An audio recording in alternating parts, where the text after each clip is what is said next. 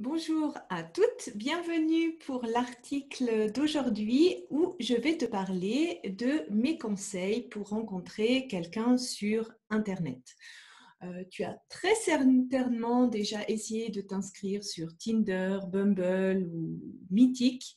Et souvent, ce que je rencontre parmi mes clientes, c'est qu'il y a une certaine frustration, un certain, des fois, dégoût d'être sur les sites de rencontres. On a un petit peu cette sensation d'être dans le supermarché de l'amour, où il y a des hommes qui ne cherchent pas des partenaires pour le long terme, mais plus pour une aventure, et que cela prend énormément de temps en fait pour arriver à rencontrer quelqu'un, ou bien on rencontre quelqu'un, mais par rapport à son profil, il y a un gap comme ça énorme.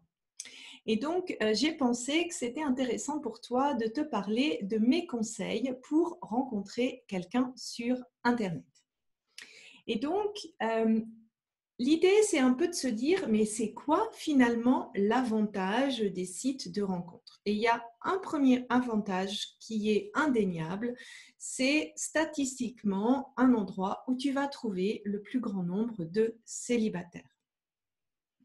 Et par rapport à ça, il y a quand même d'autres avantages. Le premier, c'est ça te permet en fait le fait de commencer à chatter avec des hommes, des partenaires potentiels, ça te permet de valider ce que tu recherches. Parce que souvent, en fait, on se fait une idée de ce qu'on a besoin. Et ça, c'est un travail que je fais dans le cadre de mon programme S'ouvrir à l'amour, de dire, voilà, moi, qu'est-ce que je cherche comme homme, qu'est-ce que je cherche comme relation. Mais ça reste beaucoup dans la théorie. Et tout simplement, le fait de rencontrer des hommes, ça te permet de valider si ce que tu penses que tu as besoin, c'est vraiment ce que tu as besoin. Et aussi un petit peu de dire, ah non, mais cette qualité-là, elle est finalement importante. Et c'est de passer, si tu veux, un petit peu de cette théorie à cette pratique. Et ça, ce passage de la théorie à la pratique, ça c'est quelque chose que je fais dans mon programme plus approfondi de 3 mois, le programme Être heureuse en couple, parce que le but c'est vraiment de rentrer dans l'action et de voir un petit peu plus concrètement ce que tu recherches et de commencer à multiplier les rencontres. C'est aussi un super exercice pour définir comment tu veux être en couple et le faire dès le départ. C'est-à-dire que dès que tu rencontres quelqu'un et que tu sais concrètement que tu ne veux plus répéter certains schémas, tu peux prendre les sites de rencontre finalement comme un terrain d'exercice. C'est-à-dire que les personnes que tu vas rencontrer, tu pars déjà du principe que tu changes ta manière d'interagir avec eux. Et en passant à la pratique, tu vas te rendre compte que plus tu vas changer cet positionnement intérieur, plus tu vas voir des résultats à l'extérieur. Le troisième avantage, qui n'est pas négligeable, c'est que ça te remet dans le bain de la séduction. C'est-à-dire que si tu y consacres un temps dédié chaque semaine, souvent quand on a été pendant quelques temps célibataire, en fait, c'est important de se dire, ok, maintenant, je passe une certaine partie de mon temps à rencontrer des partenaires potentiels, je m'ouvre un petit peu à la séduction et ça va réveiller un petit peu ce côté séductrice en toi et ça se rejaillit en fait dans les autres rencontres que tu vas faire en vrai. La personne que tu rencontres dans un café ou dans un supermarché ou au travail ou par des amis interposés. Donc ça te remet un petit peu dans ce bain de séduction. Et puis, le dernier point, c'est aussi une question d'attitude. C'est-à-dire que si tu te positionnes en disant, voilà, moi je prends le positif des sites de rencontres et je minimise ce qui est négatif pour moi, et encore une fois, ça va être différent d'une personne à l'autre, là, tu vas vraiment voir à quel point ça peut t'aider et ça peut être finalement des expériences assez sympas. Et donc, voici mes conseils. Déjà, l'attente que tu as vis-à-vis de ces sites, tu peux la redéfinir. Parce que si tu as toujours cette attente de dire non, moi je veux rencontrer l'homme de ma vie sur ces sites, et puis que quand tu rencontres quelqu'un, tu ne rencontres pas l'homme de ta vie, en fait, qu'est-ce que ça va faire? Ça va toujours générer des frustrations. Si déjà tu passes du principe en disant, voilà, moi sur ces sites, c'est je mets en place un nouveau positionnement intérieur, je vais rencontrer des personnes sympas et j'apprends à être la femme que je veux être en couple, c'est-à-dire je change déjà ma manière d'agir.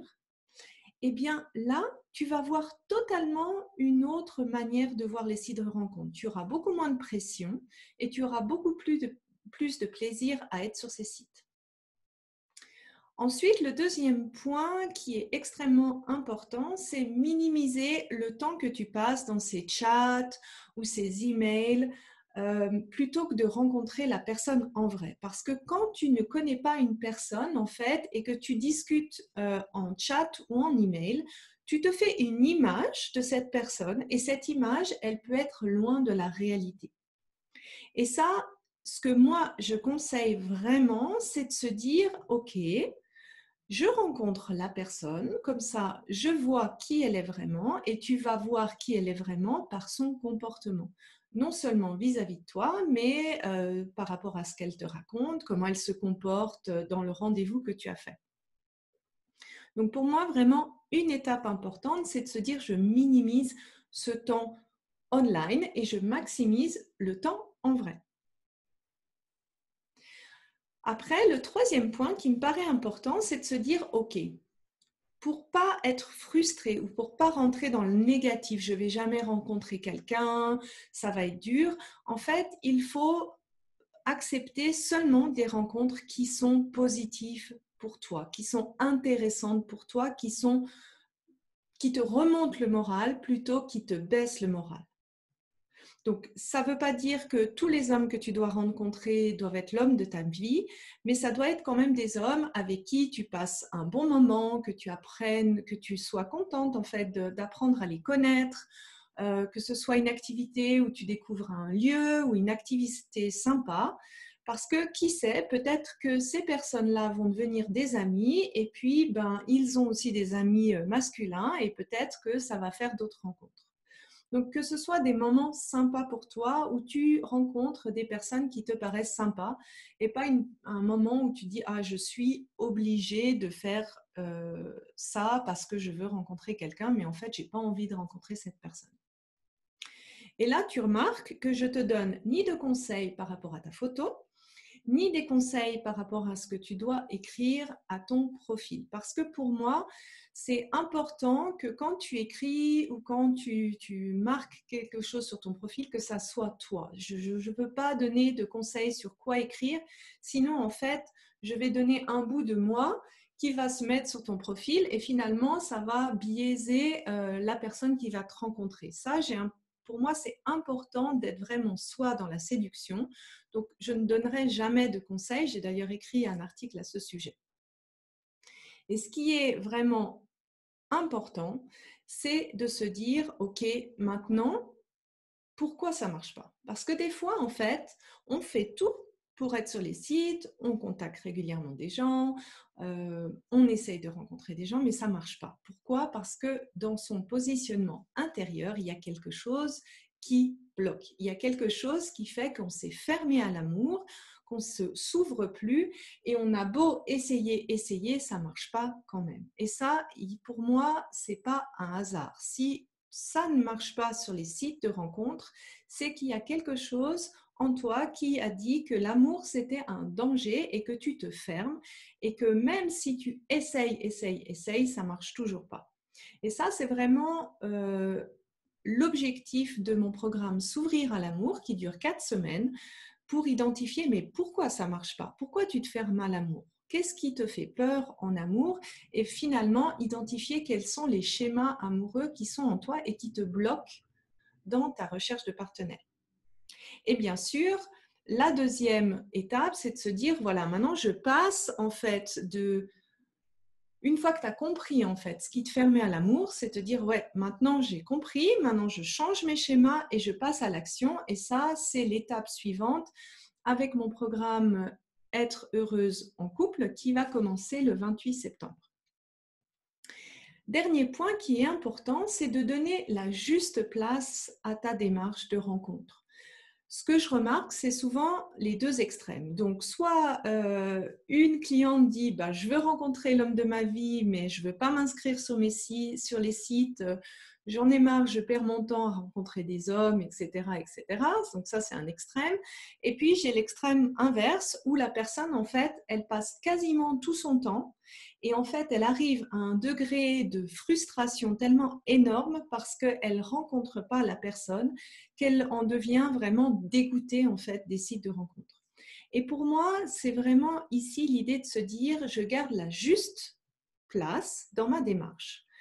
Et je dis toujours qu'un couple équilibré, ce sont deux personnes heureuses dans la vie, indépendantes, qui décident de profiter de ce couple qui est cette cerise sur le gâteau.